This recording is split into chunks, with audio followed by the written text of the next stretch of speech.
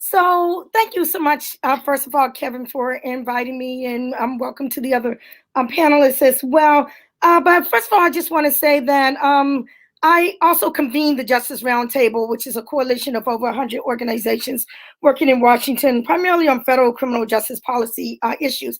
And I was around back in the early 90s with those crime bills. It was a crime bill every single year. And yes, Joe Biden was at the forefront of it. And at that time, UDI, I was working at the American Civil Liberties Union, which was a primary organization that was fighting against those crime bills, fighting against more and more mandatory minimums, fighting against the federal death penalty expansion, fighting against the evisceration of the exclusionary rule and the gutting of habeas corpus and the trying of 13-year-olds as adults and the elimination of Pell Grants and the refusal to address the crack powder disparity.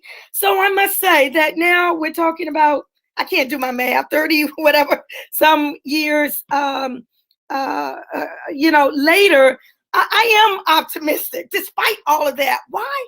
I am optimistic because my main philosophy is that people deserve a second chance. Okay, people deserve a second look.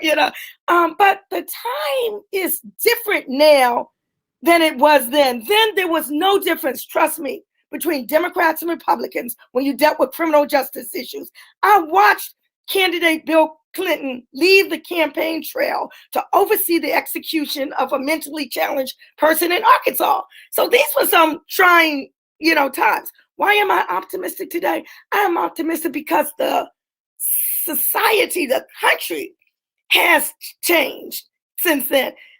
There was always police abuse. There were always police killings, but it wasn't always in your face. And on the 10 o'clock news, there was no cell phones during that time. There was no internet and all of that that's there today. I think the people are going to ensure accountability. The people are going to ensure boldness of action. And I'm part of that insurance policy as well.